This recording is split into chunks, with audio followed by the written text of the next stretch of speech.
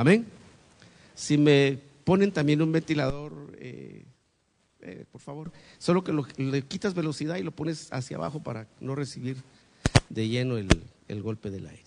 Perdón de las interrupciones, pero hay calor hoy, hermano. ¿Será el volcán de fuego o será el Espíritu Santo de Dios? Quiera Dios que sea el calor del Espíritu Santo de Dios, porque la unción pudre todo yugo, pudre toda atadura y nos hace libres.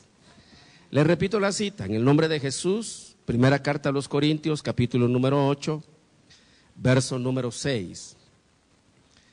Hoy, hermano, quiero, con la ayuda de Dios, introducirme siguiendo la misma línea de pensamiento que hemos venido trayendo acerca del tiempo propicio, la confianza para acercarnos. Hoy quiero compartirle algo acerca de la mediación o la intercesión, que es como se conoce un poquito más de forma general, pero yo quiero usar la palabra mediación y yo enseguida le voy a explicar por qué quiero usar esa palabra para poder transmitirle a usted la enseñanza. Dice, la primera carta a los Corintios, capítulo número 8 y verso número 6. Vamos a pasar, hermano, por verdades fundamentales de nuestra fe cristiana evangélica.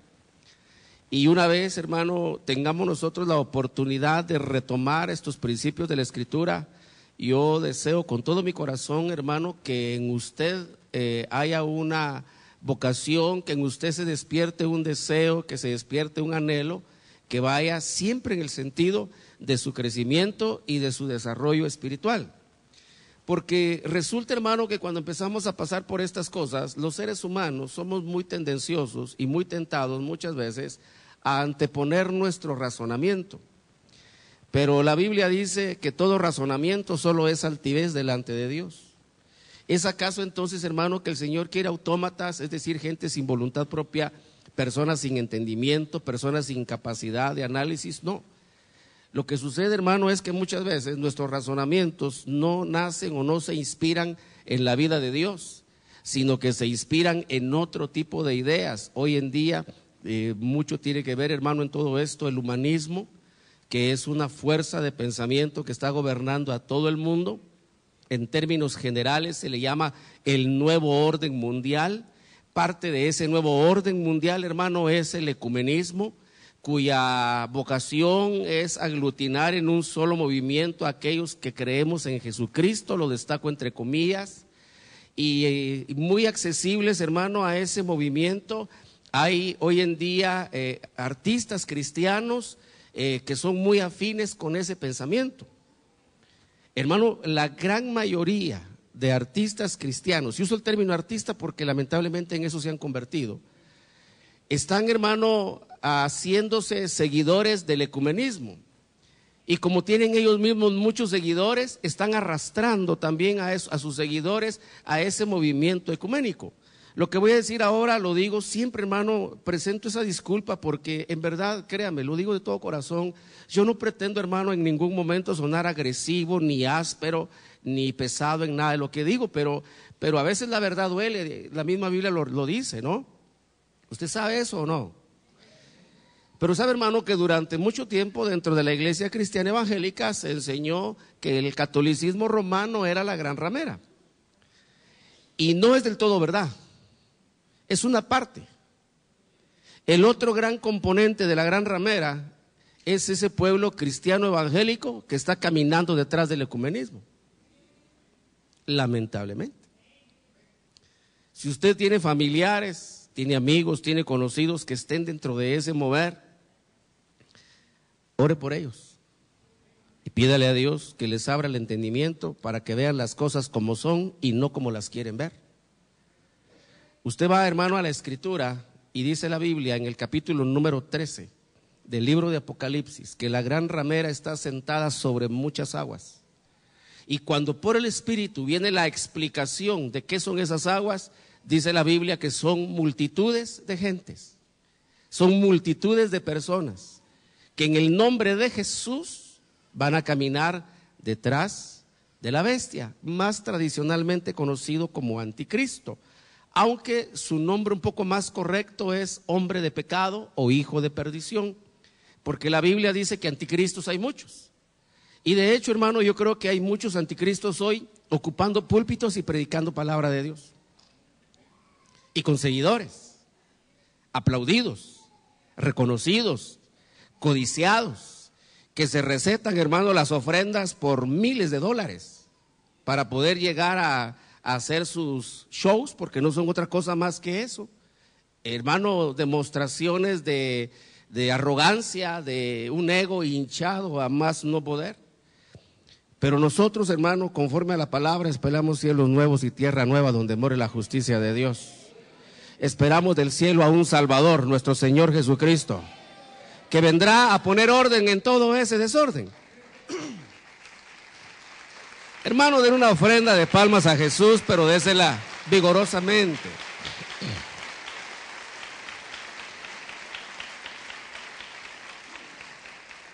Le digo esto por lo que vamos a leer, un poquito largo el preámbulo, usted me perdona, pero necesito dejar ideas lo más claras posibles. Dice Pablo en primera carta de Corintios capítulo 8, sin embargo, dice, porque el argumento, lo que se está argumentando antes de llegar a esta porción de la Escritura es acerca de ciertos dioses. Si me siento un poquito tentado, le voy a mencionar algo de eso. Dice que en el mundo hoy en día hay muchos dioses. Luego dice, sin embargo, dice, aunque allá en el mundo hay muchos dioses, para nosotros hay un solo Dios, el Padre, y Él es nuestra meta. Voy a leer todo el texto y yo luego voy, hermano, a ir conectándole o explicándole algunas cosas. Y dice, el Padre de quien proceden todas las cosas. Imagínese al Padre como una fuente, como un creador, y de Él proceden todas las cosas. Una pregunta muy frecuente, principalmente en niños, cuando empiezan a hacer uso ya de su grado de conciencia, cuando ya la inocencia empezó a apartarse de ellos, una pregunta muy frecuente que a veces hacen los muchachitos es, ¿y quién creó el mal? ¿Quién hizo a Satanás? Bueno, yo solo dejo esa pregunta flotando. Luego dice, del Padre proceden todas las cosas, y nosotros, ¿para quién somos? Para el Padre. ¿Me explico? Y un Señor Jesucristo, por quien son todas las cosas y por medio del cual existimos nosotros. Dice la Biblia, hermano, voy ahora con base en lo que estamos leyendo, quiero plantearle un panorama, quiero ponerle un escenario para poderme explicar de la mejor forma. Hay un tiempo, hermano, hay un pasado que está detrás de nuestras espaldas, que por razones de orden espiritual nosotros no podemos incursionar en él. La Biblia nos dice, hermano, con toda claridad acerca de ciertos designios divinos que son hoy parte de nuestra realidad espiritual, aunque no estemos 100% conscientes de ello. Pero la Biblia dice, hermano, que antes que existiese el mundo, Dios a nosotros nos escogió. Entonces, hermano, llevamos un trayecto de existencia muy largo. Le dijo el Señor al profeta Jeremías, no digas soy joven, porque antes de que tú estuvieras en el vientre de tu madre, imagínese, antes de la concepción, antes del engendramiento, le dijo Dios a Jeremías, antes que fueses una mórula que empieza a darle forma a un nuevo ser, antes que estuvieras en el vientre de tu madre, yo ya te había constituido por profeta. Esto, hermano, abrió una ventana muy interesante para explicar ciertas cosas, para dar solidez a ciertos argumentos y la razón del por qué la iglesia del Señor se mueve de cierta forma. Pero los ministerios, hermano, primarios, no nos formamos aquí en la tierra. La envoltura es la terrena. Pero el designio divino viene desde mucho tiempo atrás. Por esa razón, hermano, es que cuando el Señor hace una designación ministerial, hay un trabajo que Dios ha hecho desde mucho tiempo atrás. Es un trabajo formativo, es un trabajo de desarrollo, es un trabajo de establecimiento. Y hermano, es una ruta que no necesariamente es miel sobre hojuelas, pero es el trabajo formativo de Dios. El diablo hace algo muy similar, porque el diablo es un imitador, es un copista. Y hermano, el diablo hace más o menos también con los vasos de deshonra que él usa para sus propósitos. Algunos o muchos de los cuales el diablo los ha instalado muy estratégicamente dentro de la iglesia cristiana evangélica. Y lamentablemente las ovejas, cuando ven a alguien con púlpito, con Biblia, con saco, corbata y micrófono, le llaman pastor. Porque tristemente, hermano, muchas veces las ovejas no se preocupan de desarrollar un paladar espiritual. Fíjese pues, hermano, ¿por qué Jesús necesitó orar toda una noche para saber quiénes eran aquellos a quienes Dios había escogido? Hermano, no se dejó guiar por las apariencias, no se dejó guiar por las buenas intenciones, no se dejó guiar por los sentimientos, por la simpatía, porque qué bien me cae este y a este yo lo voy a poner como apóstol. No. Hermano, oró toda la noche, porque el riesgo de escoger a un equivocado existía. Aún así, cuando Jesús, hermano, recibe la lista de aquellos que son los apóstoles, a quienes el apóstol Ríos Paredes identificaba como los apóstoles del Cordero, por razones de explicar el movimiento del pueblo de Dios. Sin embargo, hermano, en la lista aparece un personaje que inmediatamente Cristo lo discierne.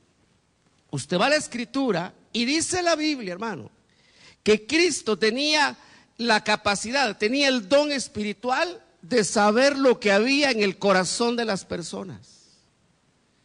Porque usted sabe, hermano amado, que algunas veces o muchas veces es una cosa la que decimos con la boca y es otra cosa la que estamos sintiendo en el corazón.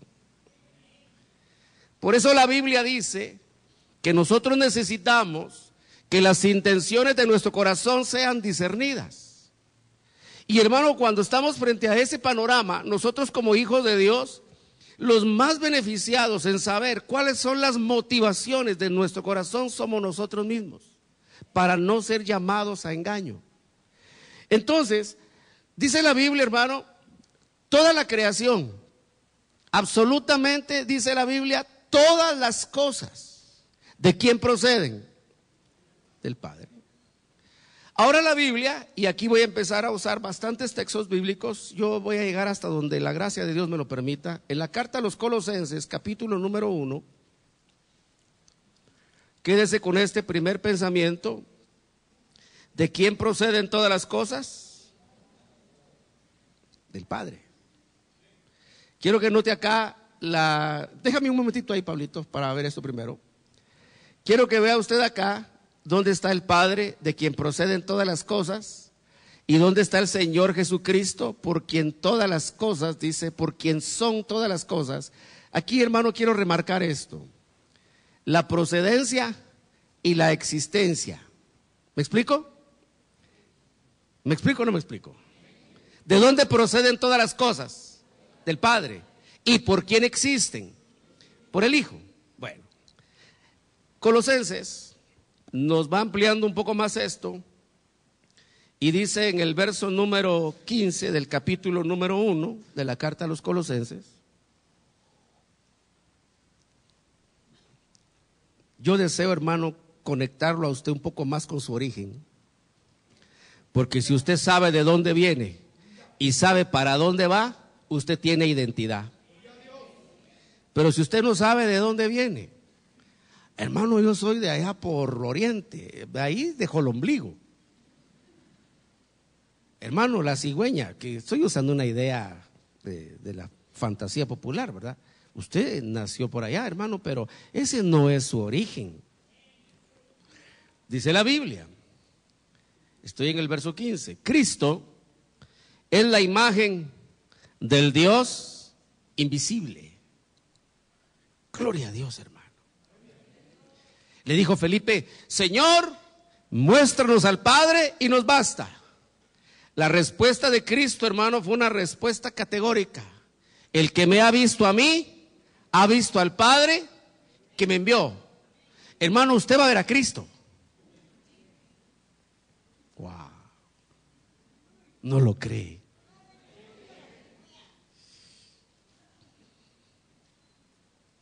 Usted va a ver a Cristo, hermano. Fíjese que me asusta, hermano, que usted no esté conectado con esa realidad. No vaya a ser que se sienta ajeno a la promesa. No vaya a ser que se sienta extraño al pacto. O no vaya a ser que se sienta usted parte de la harina de otro costal. Por diversas razones. Pero usted va a ver a Cristo. Amén. Ya sea como esposo o ya sea solo como juez. Si lo ve como esposo, como decimos corrientemente, se rayó.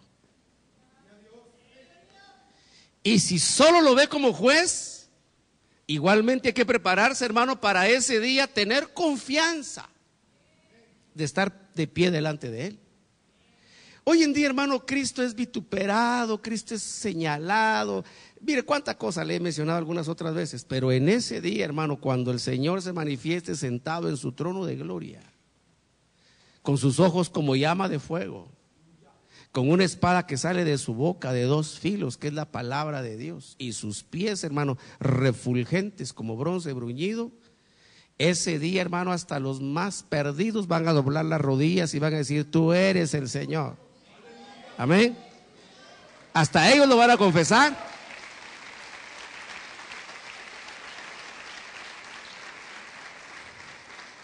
Con la diferencia que ellos ya no van a la salvación, ellos van a la condenación eterna. Dice la Biblia: Cristo es la imagen del Dios invisible. Luego tenemos esta expresión acá, en el verso número 15, que dice: el primogénito de toda creación. Aquí estamos, hermano, ante un problema de idioma, porque nuestro castellano no tiene ningún término equivalente para poder traducir esta palabra en el griego bíblico. No hay. Lo más aproximado es decir primogénito, pero lo que significa el término que acá está utilizado en el griego, y los que son un poquito más acuciosos pueden verificar eso a través incluso de los medios de tecnología, su computadora, su iPad, lo que usted tenga. Usted va a notar, hermano, que aquí lo que se usa es un término que significa el más grande en autoridad, el más grande en jerarquía. Es decir, Él es la cabeza de toda la creación. Porque, hermano, esto da lugar a una mala interpretación. Aquí, hermano, si uno dice que Él es el primogénito de la creación, entonces pues, puede llegar a entender mal y pensar que Él es el primero que fue creado. Pero Cristo no es creado. Él es eterno. Él es Dios. No tiene principio de días ni tiene final de vida. ¿Me doy a entender, hermano? Ese es un principio de nuestra fe cristiana. Hermano, el cristiano que no cree esa verdad a pie juntillas tiene un problema con su fe. Entonces dice la Biblia, hermano, que Cristo es la cabeza, es el supremo, la suprema autoridad, el más alto en jerarquía. No hay nadie más alto que Él, excepto el Padre, como lo afirma en el capítulo 15 de este mismo libro a los Corintios o carta a los Corintios. Luego vea esto. Se recuerda, ya leímos, trata de hacer un poquito de memoria usted conmigo, dice: del Padre proceden todas las cosas y por Cristo existen. ¿Se recuerda de eso? Es importante que lo recuerde, porque si no, no vamos a entender esto. ¿De quién proceden todas las cosas?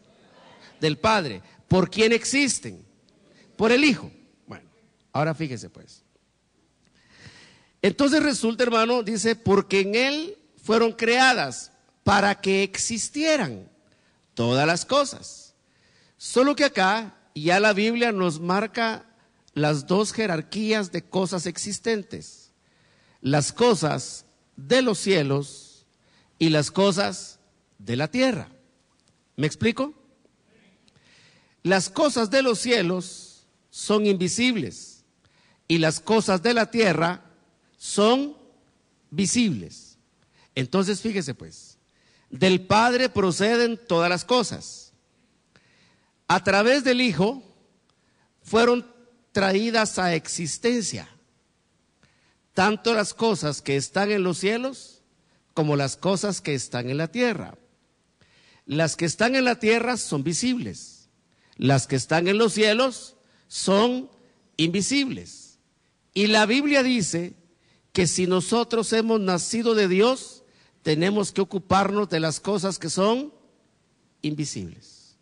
Luego acá se hace una descripción de un orden de jerarquía de autoridad, porque tanto las cosas visibles tienen una jerarquía de autoridad, las cosas invisibles también están organizadas por una jerarquía de autoridad, pero luego dice el verso 17 que Cristo es antes. Aquí esta palabra es, hermano, es el mismo término que se utiliza en el capítulo número 1 del Evangelio de Juan, cuando dice: en el principio era el verbo, y el verbo era Dios, y el verbo estaba con Dios. Entonces esto tiene que ver con existencia, y Él es antes de todas las cosas.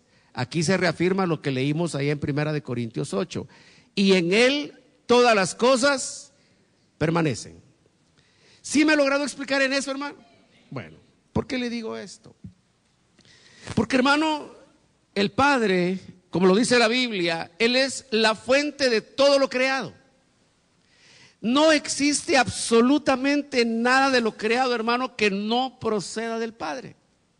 Algunas otras veces le he mencionado esto, hermano. Yo me imagino que algunos tendrán la misma satisfacción o agrado por verlo, no sé.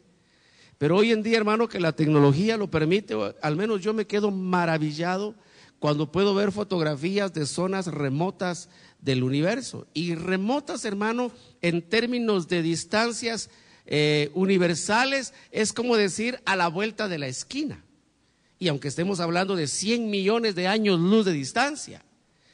Pero, hermano, hoy en día la ciencia se ha tomado el trabajo de darnos información totalmente fidedigna, científica, comprobada, con toda la tecnología que hoy se cuenta, hermano, de zonas, fíjese, del universo, donde en este momento que usted y yo estamos acá compartiendo la palabra de Dios, están naciendo estrellas.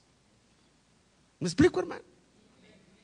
En esas zonas remotas, y le digo remoto, es cerca en términos de distancias universales.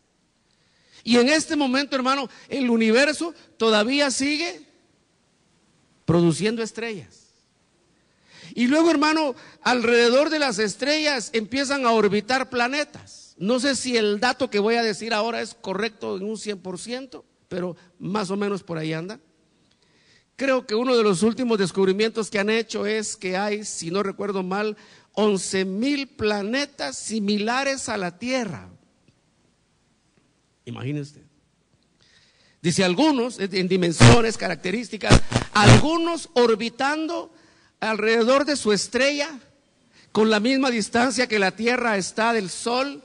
Eso da como conclusión lógica, por supuesto, para la ciencia, que entonces son lugares en donde la vida es posible. ¿Por qué le digo esto?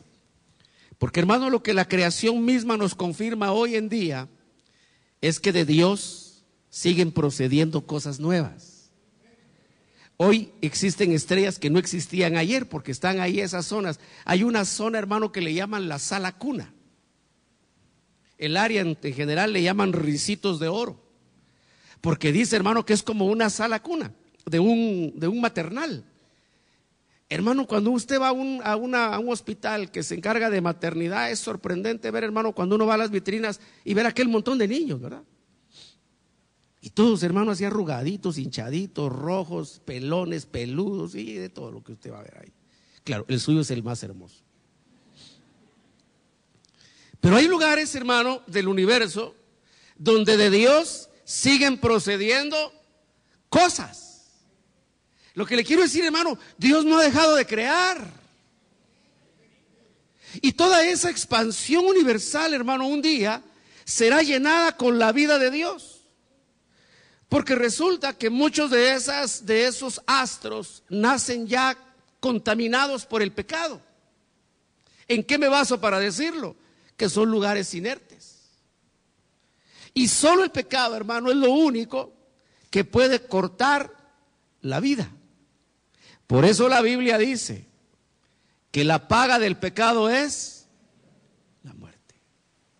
Pero hoy en día, hermano, la iglesia cristiana ha caído en un letargo de sus valores y principios espirituales y nos hemos distanciado mucho de ciertos aspectos, hermano, como Dios los califica, y nos hemos metido en camisa de 11 varas, creyéndonos nosotros los árbitros y los jueces de ciertos aspectos de orden espiritual, pero no es así.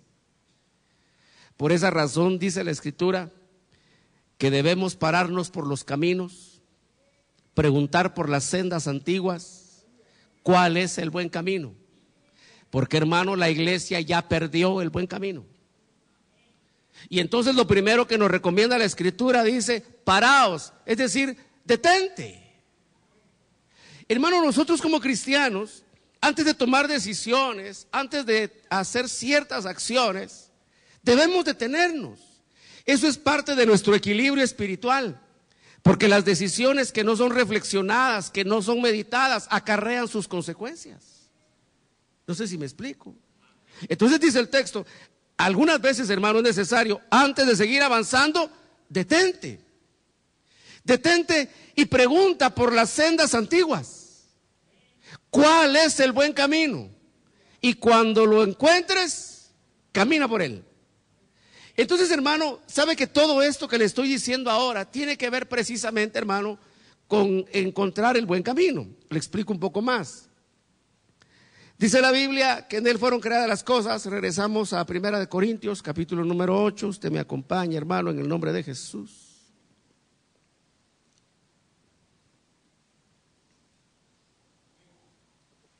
Dice la Escritura, ¿de quién proceden todas las cosas? Del Padre. ¿Y por quién existen? Por Cristo. Pero quiero que lea conmigo, hermano, la segunda parte del verso número 6. Dice, sin embargo, para nosotros hay un solo Dios. Esta es la reafirmación de Deuteronomio, capítulo número 4, verso número 6. Cuando dice, oye, oh Israel, el Señor tu Dios, uno es. Nosotros no creemos en tres dioses, creemos en un solo Dios. Y he ahí el misterio.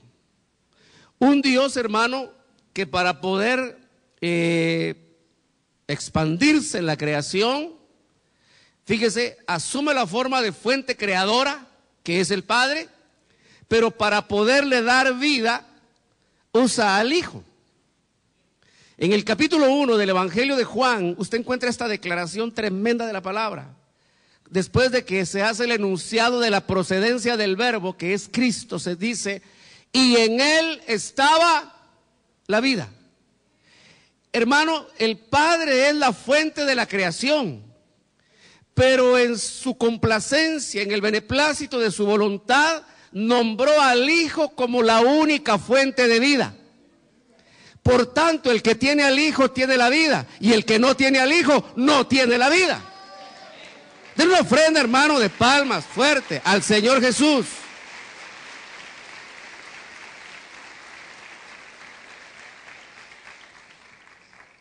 Hoy en día, hermano, se hacen ciertas preguntas, por ejemplo, en los hospitales. Aún, hermanos, si uno va al odontólogo, a veces los odontólogos preguntan, ¿a qué religión pertenece? Eso es, hermano, porque si usted llegara a estar en las últimas instancias, ellos quieren saber a quién llaman. ¿Me explico? Se llaman a un pastor, se llaman a un cura, se llaman a alguien que sea de la jerarquía de donde la persona tiene su religión. Pero Cristo no es una religión. Hermano, lo que en el cielo se pregunta es si tiene la vida o no tiene la vida. Porque religiones, hermano, hay más de 1000 y tantas, 1600 y tantas religiones en el mundo, y algunas mejores que la nuestra, más bonitas que la de nosotros, hermano. Hoy mismo la iglesia cristiana evangélica, hermano, se ha diversificado en diferentes ramas de pensamiento religioso. Y por supuesto que acomodándolo a los intereses de las personas viene a ser un evangelio que a muchos les gusta vivir, porque es un evangelio permisivo, es un evangelio amplio, es un evangelio que no se siente peso de autoridad, y usted sabe que al alma le gusta eso. Esa libertad, hermano, sentir que puede condescender con el mundo y acercarse a Dios. Y eso se ve, hermano, como el último gran descubrimiento dentro del evangelio. Pero no es el último descubrimiento del evangelio, es el primer paso a la condenación de muchos que alguna vez conocieron el camino de la verdad y la justicia de Dios. Entonces dice la Biblia, ahora yo quiero ir al siguiente punto. Hay un solo Dios, lo creemos firmemente. El Padre, de quien proceden todas las cosas. Lo voy a decir de esta manera, mire, para que usted tenga Biblia. Hay un solo Dios. Luego nos dice cómo está conformado el solo Dios. El Padre y el Señor Jesucristo. ¿Me explico? Bueno, del Padre proceden todas las cosas. Mire esta palabra. Y nosotros somos para el Padre. Ahora, hermano, estamos intentando, fíjese, estamos en el esfuerzo de llegar a ser de Cristo. El Espíritu Santo, hermano, está librando una batalla difícil, una batalla cansada, fatigosa, para que nosotros aprendamos a rendir toda nuestra voluntad al beneplácito del Espíritu Santo. Y usted, hermano, y yo sabemos perfectamente que si somos honestos delante de Dios, reconocemos que tenemos ese deseo y ese anhelo, pero no siempre lo logramos. Amén. Porque hay interferencias que están dentro de nosotros mismos, algunas están en nuestra zona consciente, algunos otros elementos, algunos otros estorbos, hermano, están en nuestro subconsciente y algunos otros están en nuestro inconsciente. Mire, pues, le voy a poner esto solo como un ejemplo, porque no me quiero detener ahí por mucho tiempo. Hermano, la primera etapa de inconsciencia que nosotros vivimos, demostrable, comprobable, es haber estado en el vientre de una madre. Y todos los que aquí estamos compartimos ese vínculo. A menos que alguien diga, hermano, no es así. A mí el Señor me formó del polvo de la tierra, me sopló en la nariz y yo nací. Pero eso solo le pasó a Adán. De ahí, hermano, una pregunta capciosa, más curiosidad que pregunta, o no sé, no voy a juzgar. Si Adán tenía o no tenía ombligo. Lo que sí sabemos es que no tenía suegra. Pero ombligo, hermano. Porque usted sabe que el ombligo es la cicatriz que queda del cordón que nos une a nuestra madre. Pero, hermano, ¿cuánto recuerda usted de lo que hacía cuando estaba en el vientre de su madre? ¿Qué recuerda? ¿Recuerda algo? Recuerda que a veces se ponía así o se ponía asá, o recuerda, hermano, que usted movía sus piecitos como que estaba pedaleando, que movía sus manitas. ¿Recuerda algo de todo eso? ¿Recuerda que se chupaba su dedito, hermano, cuando usted estaba en el vientre de su madre? Pero usted ya existía, pero no recuerda nada, porque está en su inconsciente. Por eso muchas veces tenemos conductas que no tienen explicación, porque no están en nuestra memoria consciente. De allí, hermano, la importancia del tiempo de gestación de un niño, empezando por su concepción y su tiempo de gestación. ¿Me explico? Fíjese que yo en actividades de jóvenes, yo les aconsejo esto, les digo a los varones en ministraciones, les digo, coloque sus manos en sus lomos y van a bendecir la simiente que ahí está, porque ya está ahí la simiente. Y a las jovencitas digo, coloquen su mano en su vientre y van a bendecir el lugar donde un día van a engendrar. Porque no es solo de tener muchachitos, hermano, es de entender lo que espiritualmente está detrás. Entonces, hermano, la meta nuestra en Dios, mire, hermano, desde que nosotros, voy a decir nacemos, pero yo le estoy diciendo, hermano, que detrás de usted hay una historia que usted no recuerda. Entonces, con base en lo que ya le dije, hermano, desde que usted fue concebido, el deseo de Dios es que usted sea de Él. Mire, pues lo pone triste, hermano. Hermano, es que como yo ya soy de la gorda y entonces, no. A veces los enamorados, y ahora que se hizo famosa esa cosa de la valla, ¿verdad? Que no va a haber hermanas exigiendo su valla, hermano. Pero, hermano, ese sentido de pertenencia que se genera en el enamoramiento, correcto, porque es correcto.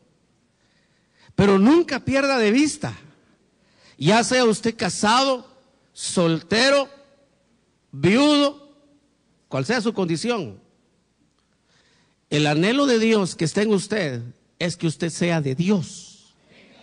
Amén. Ahora, hermano, yo le pregunto, ¿el Señor recoge cachivaches viejos? No. Para que algo llegue a ser de su total pertenencia, y le voy a explicar esto ya en términos un poquito más teológicos, para que usted llegue a ser de su pertenencia, tiene que suceder un acontecimiento extraordinario. Mire pues, voy a usar esto y lo que ya le expliqué antes. Aquí está usted y yo, en plural estamos, pero individualmente estamos presentes aquí, amén. ¿Nosotros somos de las cosas de arriba o somos de las cosas de abajo? De las cosas de abajo. Ahorita sí. Ese cuerpo que usted tiene, hermano, que quizá no es una belleza, pero es de aquí abajo. Es de las cosas inferiores. A tal grado, hermano, que hay cosas que nosotros no podemos evitar. La primera, el envejecimiento. ¿Cuánto daríamos por detener el inexorable paso de los años? Y no solo, no pasan, hermano, se estacionan. Hermano, nosotros no podemos evitar las enfermedades. Fíjese que a mí me sorprende mucho un hombre con poder, un hombre de la Biblia, un hombre de Dios, un hombre con tremendo poder de Dios. Sin embargo, en la misma Biblia, él explica sus dolencias. Hermano, ¿por qué Pablo nunca oró por su enfermedad y se sanó él mismo? Porque Pablo entendió que esa dolencia física, él le llamó aguijón, y esa dolencia física era parte del plan de Dios para su vida. De ahí, hermano, yo saco una conclusión que algunas veces se malinterpreta. Y es, hermano, hay enfermedades que son una bendición, porque es lo que nos hace estar siempre dependiendo de Dios. Hermano, hay etapas de escasez que son una bendición. Porque, hermano, el que está pasando por esa escasez, ¿hacia dónde levanta sus ojos sino al Señor?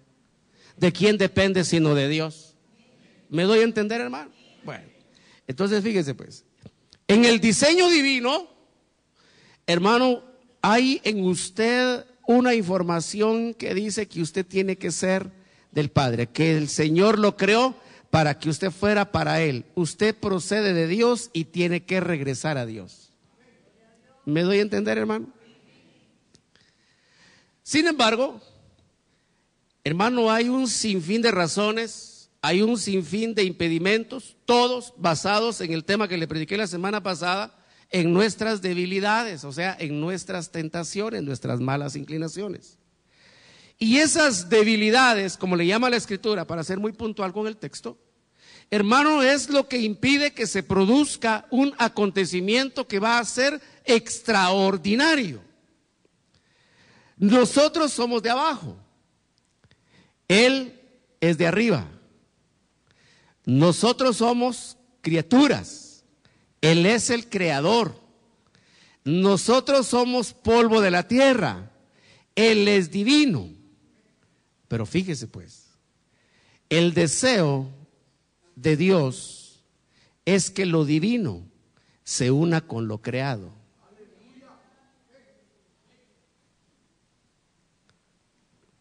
Hermano, yo no sé, y tampoco soy el juez de esto.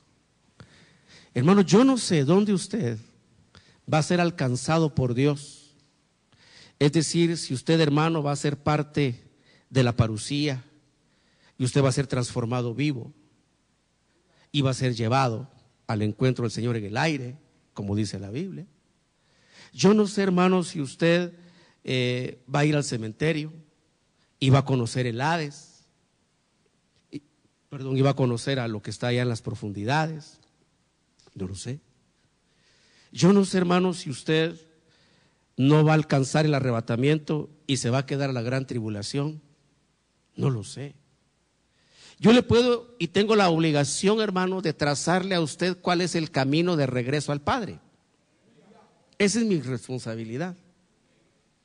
Por eso cuando Pedro escribe de esto, si vamos rapidito a la cita, mire qué tremendo es, hermano.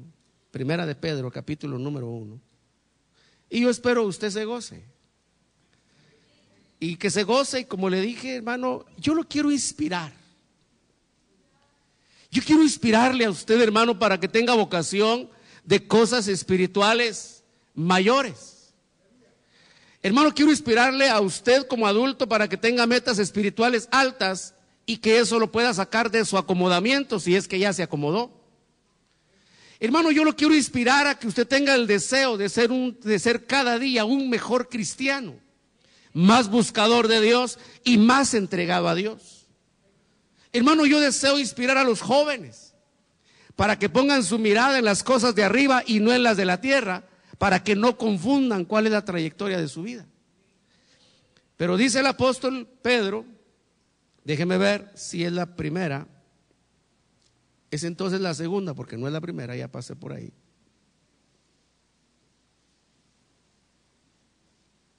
Ay, Dios mío, la perdí.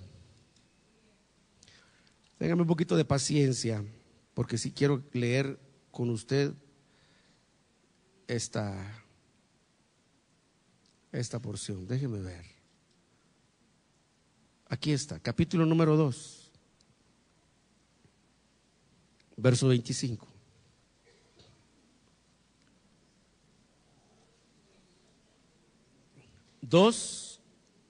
Primera de Pedro 2, 25. ¿Por qué me atrevo a decirle estas cosas? Porque, hermano, usted con su paciencia de venir acá a escuchar la palabra demuestra que tiene otra vocación. Si sus intereses fueran de otra naturaleza, usted andaría metido en otro lugar. Dice que buscando a Dios, pero con intereses diferentes. Verso 25. Pues vosotros andabais descarriados como ovejas. Hermano, no es lo mismo ser lobo que ser oveja. Pero hay ovejas que se salieron del carril. Y ese es un problema, eso lo hemos estado aprendiendo y por ahí vamos para los temas de discipulado. Hermano, porque las ovejas somos muy tendenciosas a salirnos del camino. Algunas veces por boca abiertas, hermano. Por andar donde uno no debe, empieza a abrir la boca para otro lado y cuando se da cuenta se salió del camino. Hermano, es como lo que sucede ahora, que dicho de paso hay que tomarlo como una recomendación sana. Ese consejo, hermano, que tanto se está hablando de no estar enviando mensajes de texto mientras se va manejando. Las estadísticas, hermano, de los accidentes son enormes. Y principalmente se habla en lugares como los Estados Unidos, por ejemplo, la cantidad de adolescentes, ellos le ponen un nombre, los teenagers, dicen ellos, es un rango de edad, que han terminado involucrados en accidentes por ir en viaje enviando mensajes de texto.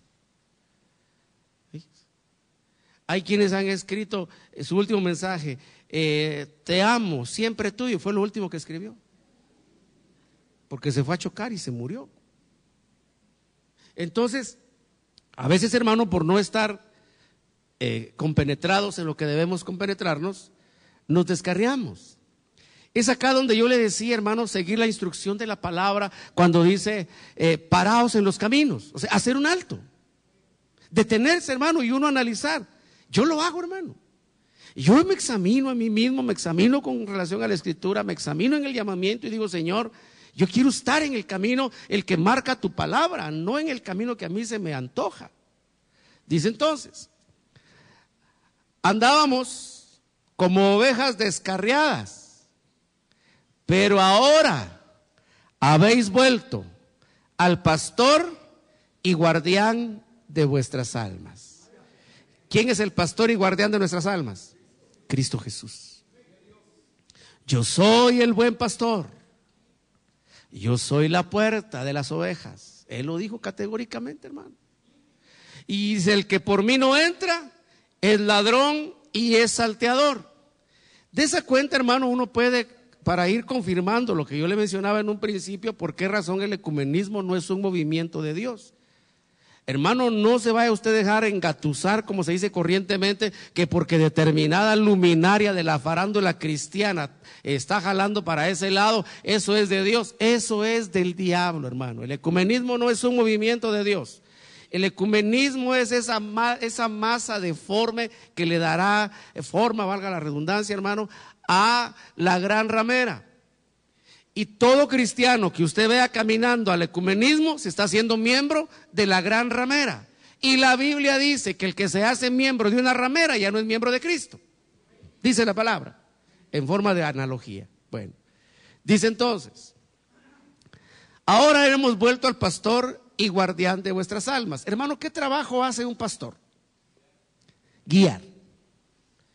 Sabe que en la Biblia, yo se lo he dicho algunas veces, lo voy a repetir ahora porque es importante que uno tenga claras estas ideas. Sabe, hermano, que en la Biblia en sí el término pastor no existe como tal. Por ejemplo, en la Biblia, hermano, el texto clásico de la fe cristiana evangélica, el salmo insignia de la fe cristiana evangélica, el Señor es mi pastor, no dice así el texto. Dice, el Señor es quien me guía. Pero para poderle dar sabor, hermano, y un poco de interpretación en el sentido correcto, entonces los traductores han colocado el término pastor, pero ahí no dice así. Se deduce, porque los siguientes versos dice, en verdes pastos me hace descansar, junto a aguas de remanso él me conduce. Dice, el trabajo es el de un pastor. Y entonces pongamos, el Señor es mi pastor, pero no dice así. Entonces, hermano, el trabajo de un pastor es guiar. En mi función, hermano, lo digo con temor delante de Dios, pero el Señor fue el que me puso en esto. En mi trabajo pastoral, yo lo que debo hacer con usted es guiarlo. ¿Sabe por qué? Porque usted no mira bien y no oye bien y a veces tampoco camina bien. Y entonces, hermano, tiene que venir la luz de la palabra para decirnos si vamos en el camino correcto. Pero somos ovejas de un rebaño que pastorea el príncipe de los pastores, que no solamente es pastor, también es guardián. ¿Y por qué es guardián? Porque hay un lobo, hay un león que anda al acecho rugiente buscando a quien devorar. Hermano, yo le voy a decir esto como una advertencia. Hermano, trate de sentir siempre la respiración de las fauces del león detrás de usted, porque eso lo va a hacer más buscador de Dios. Pero cuando uno no está consciente de ello, hermano, empieza a tomar decisiones equivocadas. ¿Me explico? Ahora fíjese pues, ¿hacia dónde nos va guiando este pastor? Mire pues, nos guía y nos cuida. Nos guía y nos cuida. Hermano, yo pienso que Dios se olvidó de mí. No, no se olvidó de ti. Te está pastoreando, te está guiando y te está cuidando. Porque, hermano, si tan solo, mire, si este guardián se durmiera un segundo, el diablo nos despedaza. Un segundo. Hermano, solo con que el guardián cabeceara. Pregunto, ¿cuántos se han dormido alguna vez manejando? Levanten la mano. ¿Verdad que es una experiencia horrible? Cuando uno va lidiando con el sueño, hermano, y el sueño es más poderoso. Por eso el consejo dice, si usted siente un sueño que no puede dominar, ahoríllese y duérmase un rato. Solo que aquí con nosotros eso es peligroso, ¿verdad? Porque cuando despierte puede ser que está acostado ahí en el montecito, hermano, entre la grama y su carro, ya, bien, gracias. Pero hermano, qué terrible es cuando el cerebro se le desconecta. Y cuando abre los ojos, hermano, ya tiene cerca el carro que está enfrente. ¿Le ha pasado eso? Terrible, hermano. Si este guardián se durmiera un momentito, el diablo despedaza las almas. Por eso aquellas almas que se alejan del guardián, hermano, les da el diablo una su buena zarandeada. ¿Me doy a entender? Porque se alejó del guardián. La Biblia dice que no duerme el que nos guarda a nosotros. ¿Y sabe por qué no duerme? Porque Él está consciente del peligro que nosotros corremos. Entonces, hermano, el Señor a nosotros nos ve como unas ovejitas, algunas más regordetas que otras, algunas más cegatonas que otras, algunas más sordas que otras, algunas más necias que otras, algunas más malcabrestas que otras, pero ovejas. ¿Me explico? Y cuando un lobo se infiltra, el pastor lo sabe. Por eso hay un recurso que se llama discernimiento. Hermano, cuando estaban en la Santa Cena, la última reunión de Cristo con sus discípulos, Juan inquietó a Pedro para que preguntara a Cristo y le dijo Juan a Cristo: Señor, ¿quién es el traidor?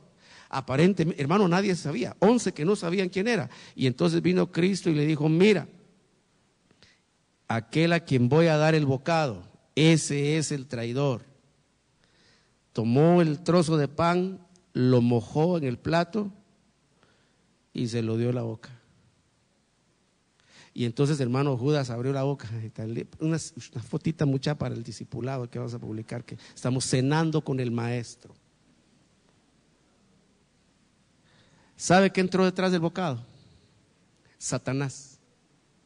Por eso le decía en un principio, hermano, en el mundo espiritual, la boca, hermano, es sumamente importante. Por eso, si usted tiene el Espíritu de Cristo, debe confesar que Jesucristo es Dios, que Jesucristo es Señor.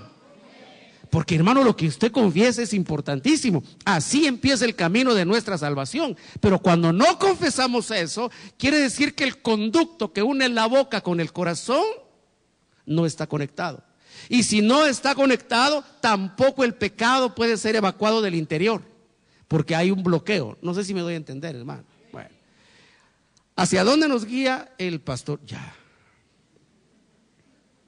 ¿Hacia dónde nos guía el pastor? ¿Hacia dónde nos lleva? Al Padre, hermano. Por eso Él dijo: yo soy el camino, yo soy la verdad y yo soy la vida.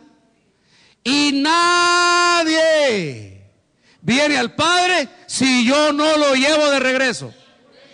Hermano, si estás en la mano de Cristo, si tienes el Espíritu de Cristo, tú vas de camino al Padre. Bendito sea su nombre.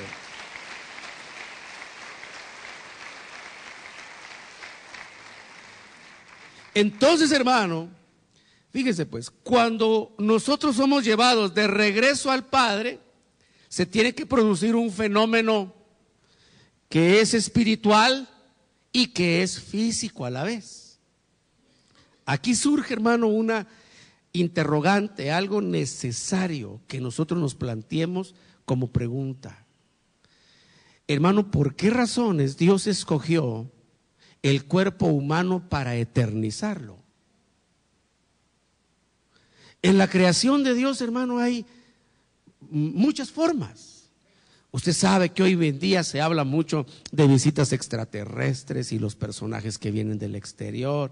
Y, hermano, mucha información ahí. Lamentablemente, pues no hay nada científicamente comprobado, no hay evidencias reales, ¿verdad? Sino más que testimonios y esto y lo otro, pero saliéndonos de ese tema, lo que le quiero decir es, alguna razón, hermanos, regresamos a 1 Corintios 8, así un poquito rápido, alguna razón hay para que este cuerpo sea el que Dios escogió para unirlo con lo divino.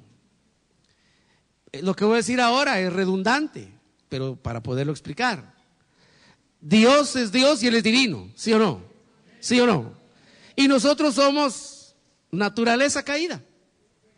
Escribió el salmista y dijo: Señor, acuérdate que solo somos polvo, de ahí provenimos. Pero en el diseño de Dios, hermano, la decisión de Dios es que Él va a unir o va a fundir lo humano con lo divino. Ya hay un caso de esos, en donde lo humano se unió con lo divino. Y ya hay un caso tremendo de esos, hermano. Uno se llama Jesucristo. Por eso es que usted encuentra en las cartas de Pablo que se acuña el término Jesucristo. Él era Jesús, visto en términos humanos, Jesús, el hijo de María e hijo de David, hermano de Jacobo, de algunos otros hermanos varones, de algunas hermanas mujeres, porque María tuvo más hijos. Eso lo dice la Biblia. Usted sabe que la tradición católico romana enseña todo lo contrario, pero esa es tradición. Lo que la Biblia dice es todo lo contrario. Y eso tiene que ver un poquito hacia donde yo quería llegar con el tema, pero voy rapidito. Entonces, hermano, Él era Jesús, y usted lo ve en los evangelios, Jesús, Jesús, Jesús, Jesús.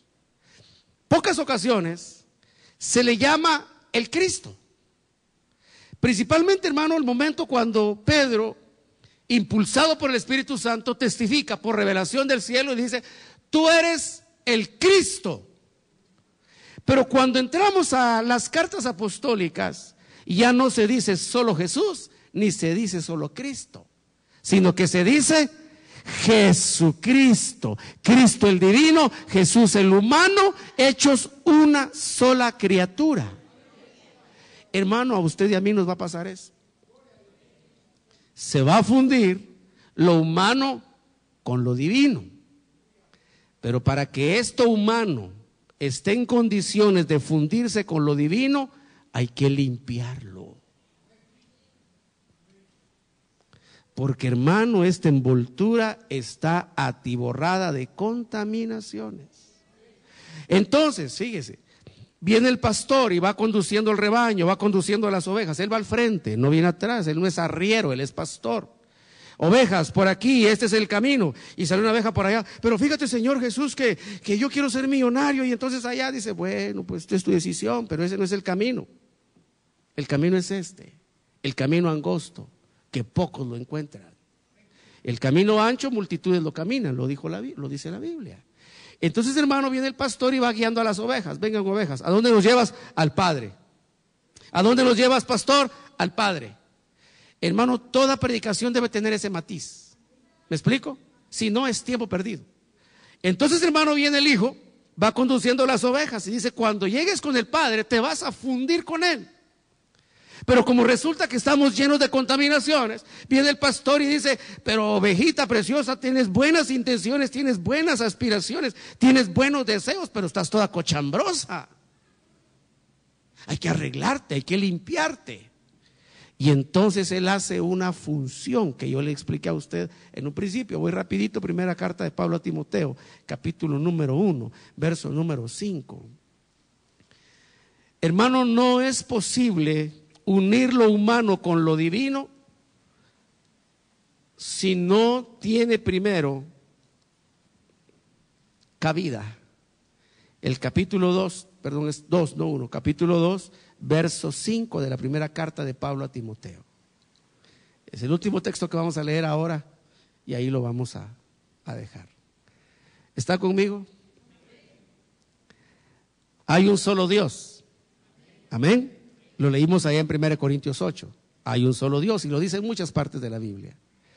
Y también un solo mediador entre Dios y los hombres, Cristo Jesús, hombre. No hay más mediadores, no hay mediadora. La Biblia dice que hay un solo mediador. Y aunque eso pudiera llegar a herir, hermanos, susceptibilidades religiosas, tenemos que reconocer que si la Biblia es la palabra de Dios, esta es la verdad de Dios. Entonces, tratar de buscar la mediación de una intercesora o de algunos otros intercesores es tiempo perdido.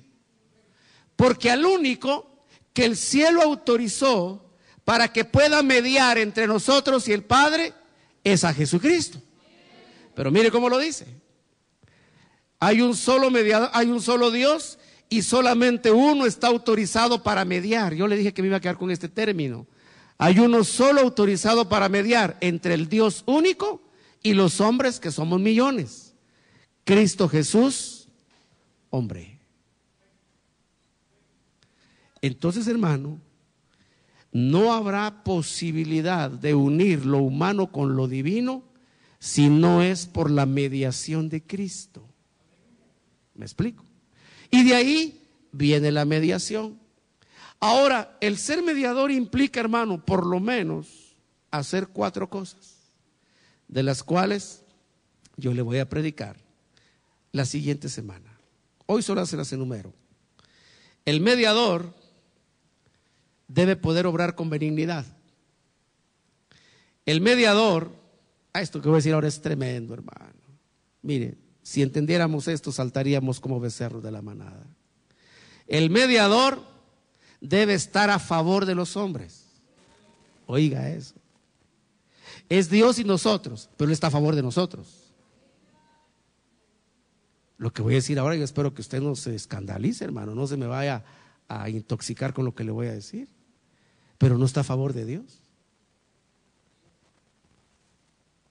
¿Me explico, hermano?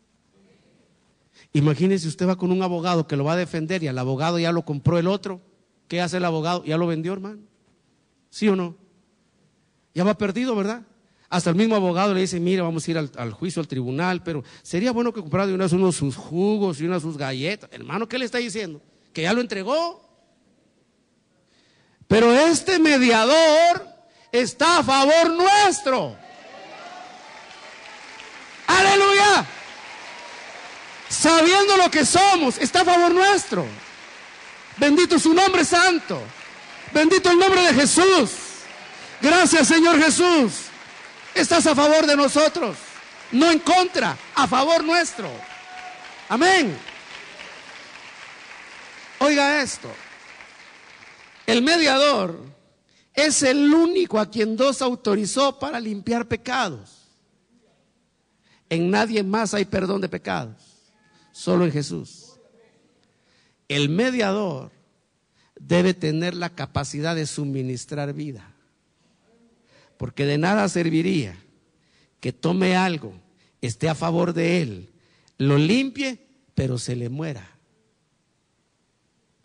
Pero el mediador que yo conozco, al que yo predico, al que yo exalto, al que yo alabo y al que yo bendigo, da vida eterna. Denle esa ofrenda de palmas fuerte, fuerte, fuerte a Jesús.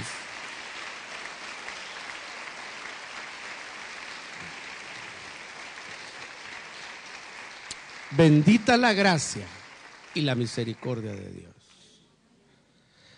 Entonces, hermano, yo le quiero enseñar a usted esas 4 cosas. Hoy, por supuesto que no. Ya el tiempo de la enseñanza terminó y yo me tengo que ir a predicar a otro lugar, terminando acá. Pero, hermano, que entendamos lo que significa tener un mediador que esté a favor nuestro. Qué glorioso, ¿verdad? Usted en el tribunal y le dice al mediador, no te preocupes, estoy a favor tuyo. Yo te voy a ayudar y yo te voy a meter en eternidad. Pero, Señor, ¿será que eso va a ser posible? Porque aquí yo estaba pensando, mientras estaba sentado ahí en la jaula, yo pensaba que yo le debo mucho a Dios. Hice muchas cosas malas y desperdicié el tiempo, me aparté de Dios. No te preocupes. yo tengo con qué pagar todas tus faltas.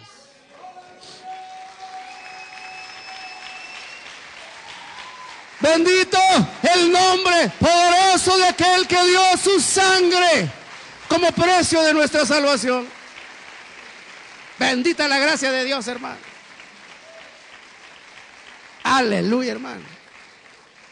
Mire, ese día, hermano, el diablo se va a quedar con cara de gallina sin pico. Porque el diablo, hermano, va a llevar legajos de acusaciones y todas verdaderas.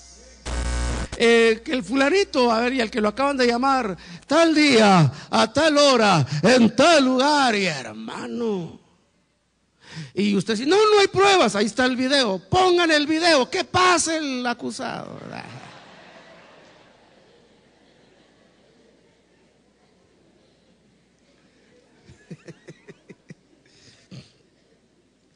Ese no soy yo no soy ese es otro que se parece a mí. No. Ahí está. Hermano, grandes, medianas, pequeñas, rojas, blancas, amarillas, azules, de todos los colores. Y usted y yo, hermano, temblando de pánico, cuando vamos a sentir su mano poderosa que nos agarra.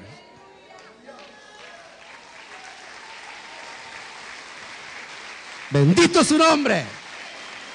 ¡Y a su nombre! Sostenido, oiga. Va a decir, tranquilo. Señor, es que tranquilo. Yo estoy a tu favor. Señor, pero tiene que alcanzar el efectivo para pagar todo. Mi fianza. Sí. Mi sangre es suficiente para pagar todos tus pecados. Póngase de pie, hermano, dándole una ofrenda de palmas al Señor. Póngase de pie, déle esa ofrenda de palmas de pie. Si usted ha entendido el mensaje del mediador, si usted ha entendido lo que es la gracia, si usted ha entendido que Cristo está a su favor, déle esa ofrenda de palmas, vigorosa, generosa, poderosa, aquel que vive y reina por los siglos de los siglos. Oh, bendita su gracia, bendita su misericordia, bendito su amor eterno, bendito su poder, bendita su sangre, bendito el amor que ha depositado en nosotros para hacernos salvos. Oh, bendita gracia, bendito amor de Dios. Señor Todopoderoso, Dios eterno y misericordioso.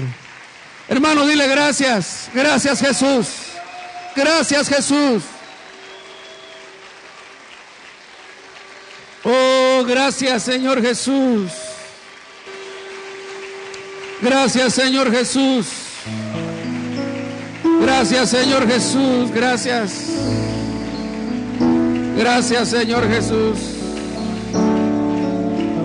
Oh, gloria. Te damos gloria. Santo, digno Señor. Levanta tu voz, iglesia.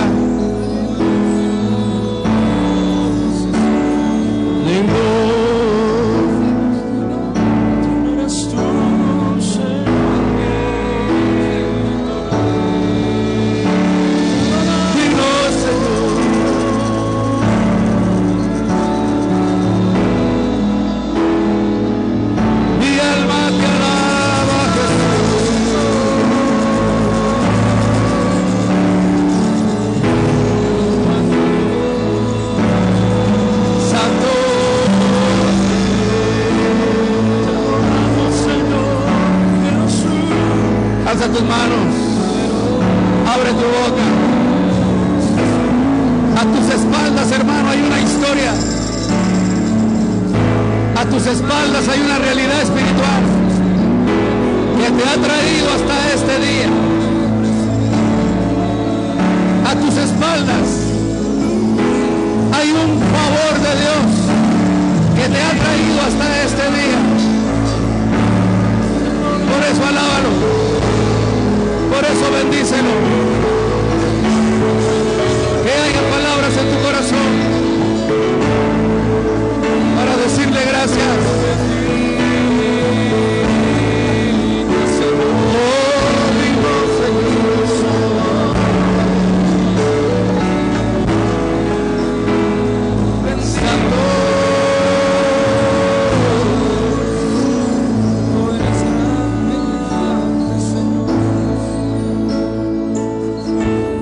Yo quiero su